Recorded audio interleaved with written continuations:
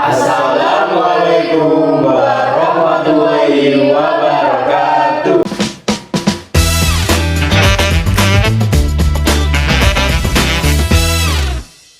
Halo semuanya, selamat datang di podcast kita kali ini. Pada kali ini kita akan membahas salah satu kerajaan yang pernah ada di Indonesia dan itu merupakan kerajaan yang terbesar. Kira-kira ada yang tahu nggak itu kerajaan apa? Kerajaan apa ya? Coba. Oke, jadi kita akan membahas mengenai kerajaan Majapahit. Pasti teman-teman semuanya tuh nggak asing kan sama nama Majapahit gitu. Kita akan membahas dari awal berdirinya, masa kejayaannya hingga masa keruntuhannya kerajaan Majapahit. Namun sebelum itu kita perkenalan terlebih dahulu ya. Perkenalkan, nama aku Azra Alia Murfaina, biasa dipanggil Azra.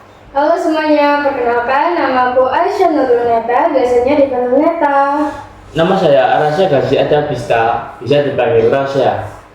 Nama saya Tony April Rubas, maka biasa dipanggil Don. Kenalkan, nama saya Muhammad Guntur Pangestu, biasa dipanggil Guntur.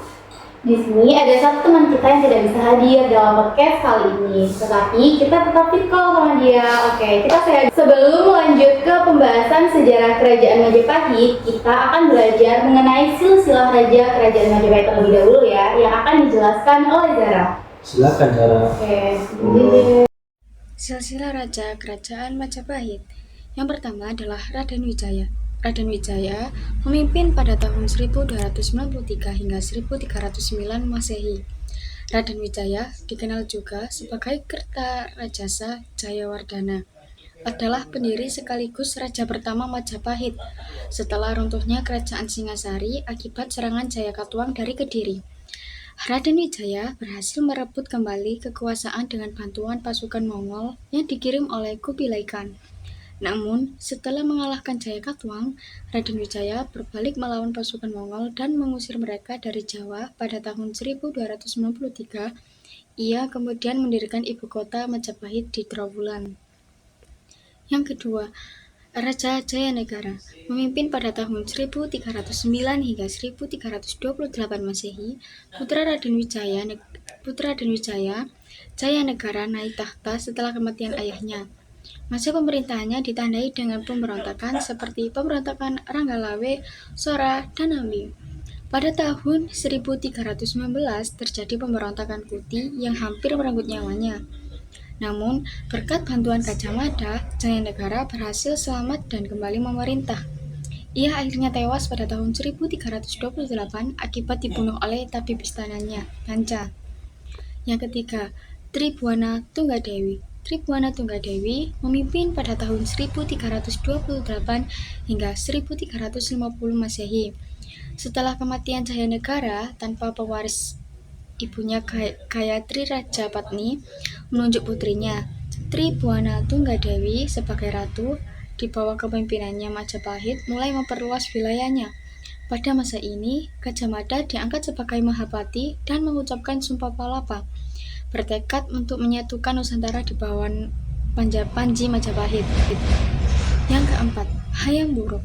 Hayam Wuruk memimpin pada tahun 1350 hingga 1389 Masehi. Hayam Wuruk juga dikenal sebagai Sri Rajasa Nagara, membawa Majapahit ke puncak kejayaannya bersama Gajah Mada. Ia berhasil menguasai sebagian besar wilayah Nusantara termasuk Semenanjung Malaya, Sumatera, Kalimantan, dan Indonesia bagian timur. Namun, pada tahun 1357 terjadi insiden tragis di Bubat antara Majapahit dan Kerajaan Sunda.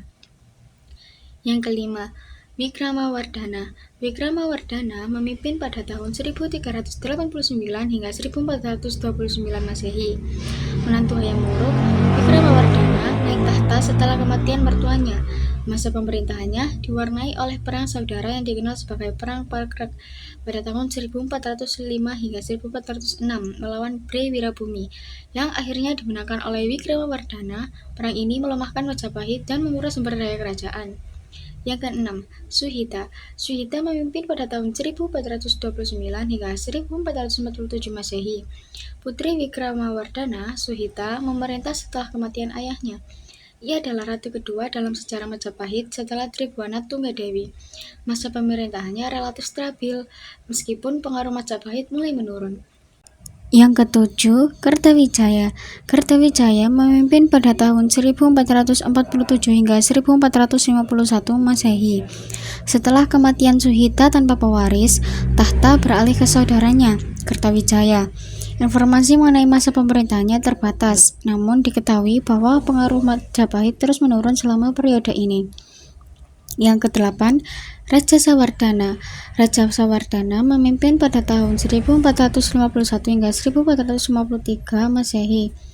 Raja Sawardhana juga dikenal sebagai Pre Pamotan, memerintah setelah kerajaan Kertawijaya. Masa pemerintahannya singkat dan tidak banyak catatan sejarah yang tersedia mengenai kepemimpinannya. Yang kesembilan, Purwawisesa, memimpin pada tahun 1456 hingga 1466 Masehi. Setelah periode tanpa raja selama 3 tahun, Purwawisesa naik tahta. Namun detail mengenai masa pemerintahannya sangat minim dan pengaruh Majapahit terus merosot. Yang ke-10, Pre Padansalas. Pre Padansalas memimpin pada tahun 1466 hingga 1468 Masehi. Pre Padansalas juga dikenal sebagai Surapabawa atau Singha Wikramawardhana. Memerintah selama 2 tahun. Informasi mengenai kepemimpinannya sangat terbatas. Yang ke-11, Pre Kertabumi, memimpin pada tahun 1468 hingga 1478 Masehi.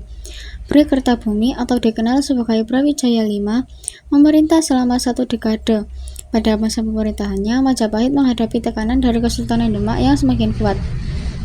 Pada tahun 1478, ibu kota Majapahit diserang oleh pasukan Demak, menandai awal keruntuhan kerajaan ini.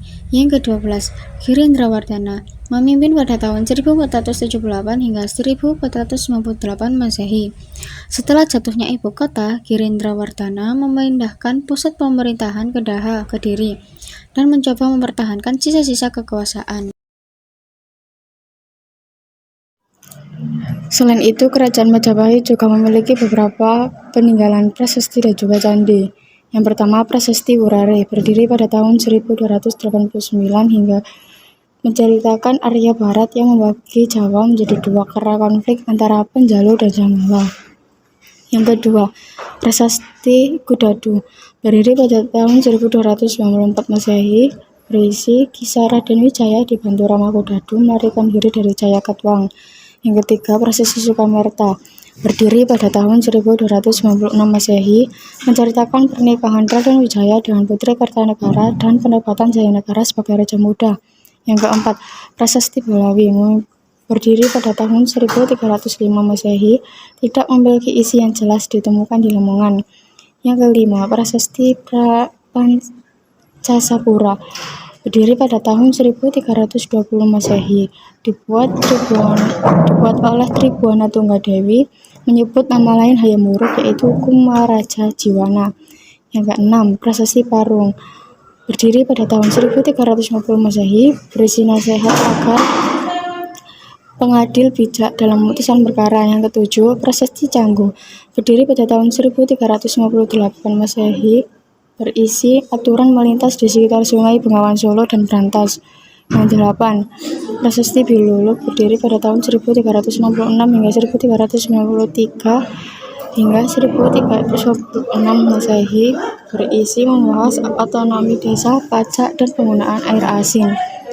Yang kesembilan, Prasasti Karangbogem, berdiri pada tahun 1387 Masehi, berisi legalisasi wilayah pencarian ikan di Gresik.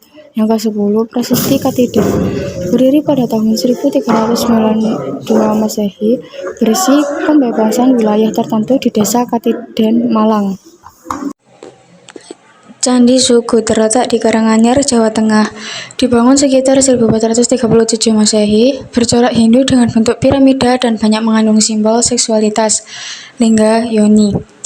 Yang kedua, Candi Cetho, juga di Karanganyar, Jawa Tengah. Dibangun menjelang runtuhnya Majapahit pada abad ke-15 Masehi. Ditemukan kembali pada tahun 1842 oleh arkeolog Belanda Van de Vlies.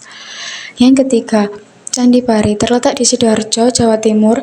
dibangun pada masa Prabu Hayam Wuruk pada tahun 1350 hingga 1389 Masehi dari batu bata merah dan menghadap ke barat. Yang keempat, Candi Jabung berada di Probolinggo, Jawa Timur, dibangun dari bata merah dan sempat disinggahi Raja Hayam Wuruk pada tahun 1359, bergaya Hindu dan mirip dengan Candi Bahal Sriwijaya. Yang kelima, Candi Brahu terletak di situs Trowulan, Mojokerto, Jawa Timur, diduga sebagai tempat kremasi Raja Majapahit. Nama Brahu berasal dari kata wanaru atau warahu. Yang keenam, Candi Tikus juga di Trowulan ditemukan pada tahun 1914 dan dipugar pada 1984 hingga 1995. Dinamai karena saat ditemukan menjadi sarang tikus. Kemudian, Kerajaan Majapahit juga memiliki peninggalan benda lain, yaitu arca Hindu-Buddha ditemukan di sekitar Trowulan. Yang kedua, kolam Segaran, kolam buatan di Trowulan, tempat rekreasi kerajaan.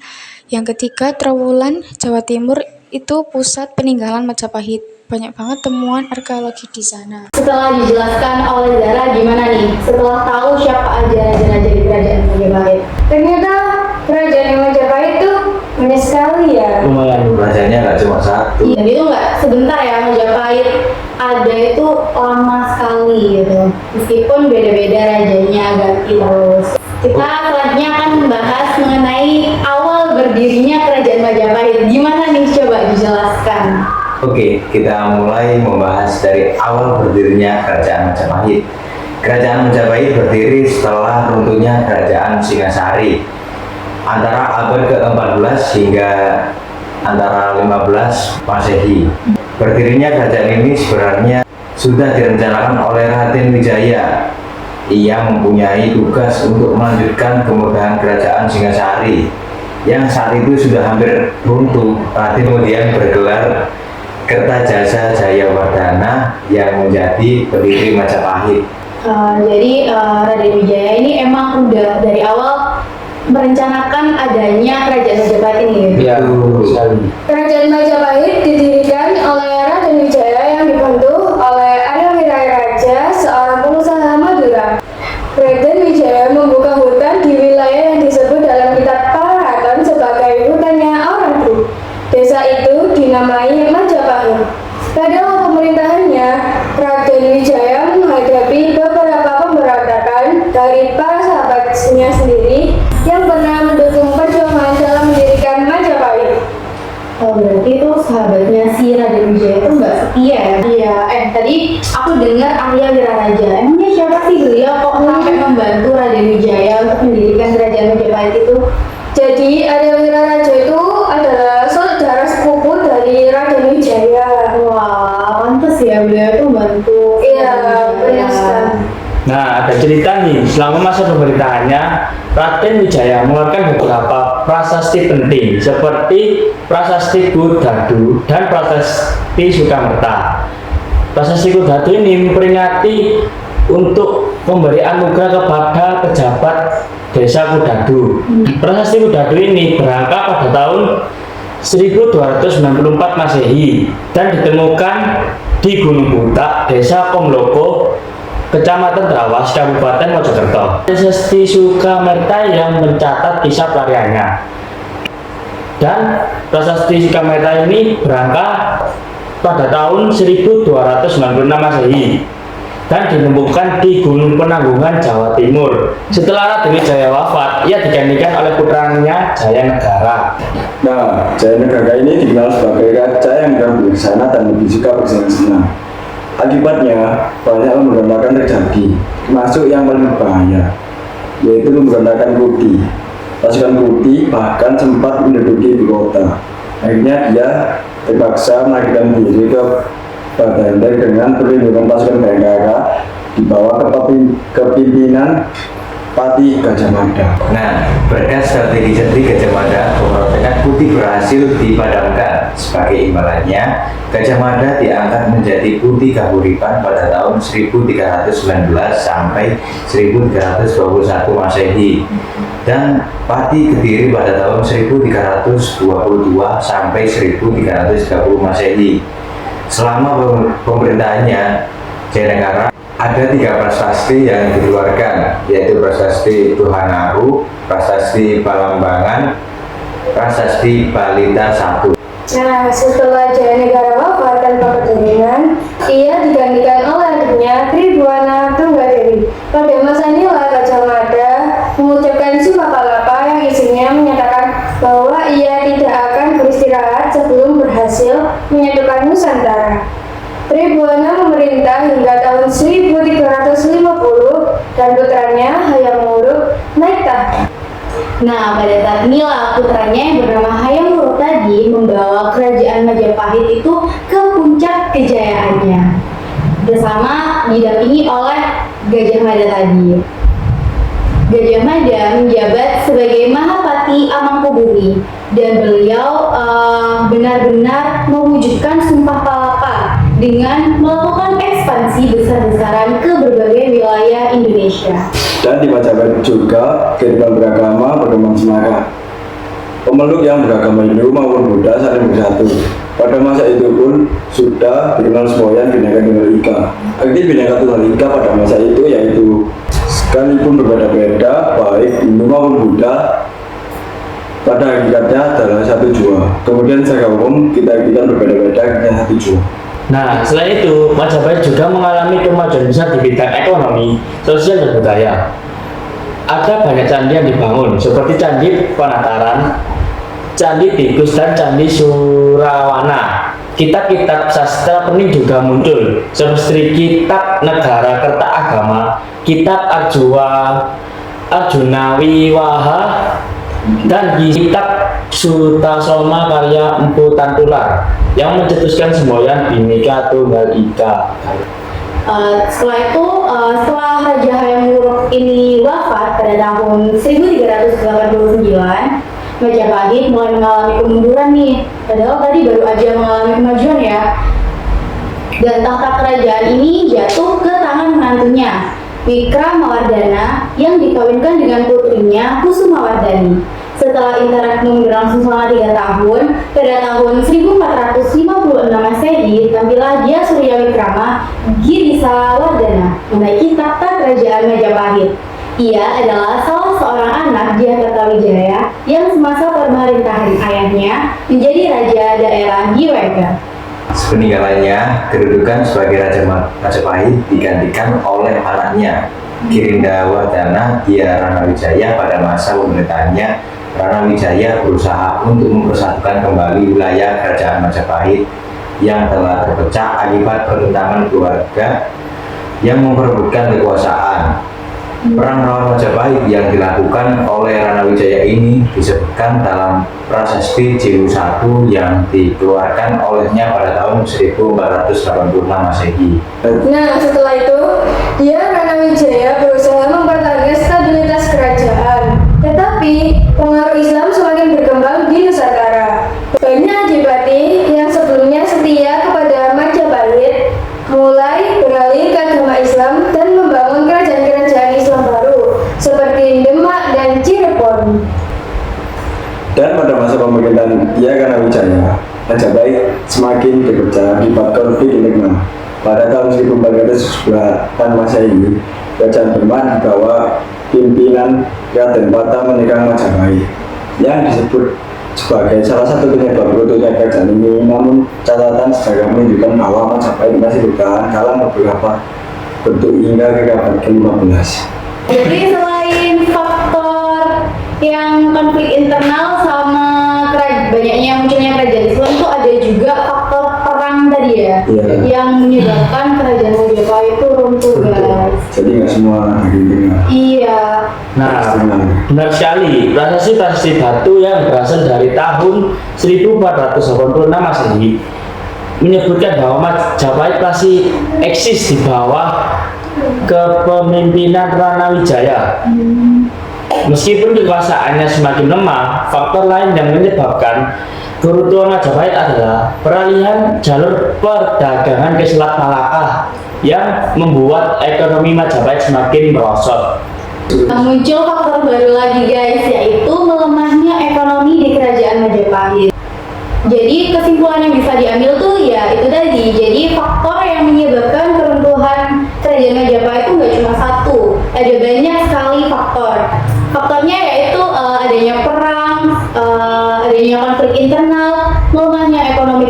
Majapahit dan juga adanya perubahan politik di Nusantara. Jadi seperti itu. Gimana nih teman-teman setelah membahas sejarah kerajaan Majapahit? Wah, pembahasan kali ini benar-benar sangat bermanfaat untuk teman-teman. Dan kita jadi lebih tahu bagaimana kerajaan Majapahit mencapai kejayaannya hingga keruntuhannya. Ya, dan yang paling penting kita bisa mengambil pelajaran yang bisa diambil yaitu kejayaan dicapai dengan persatuan. Tapi kalau terjadi perpecahan dan bukan bisa datang kapan saja. Lucu banget. Terima kasih buat yang sudah mendengarkan. Cukup sekian podcast kita kali ini.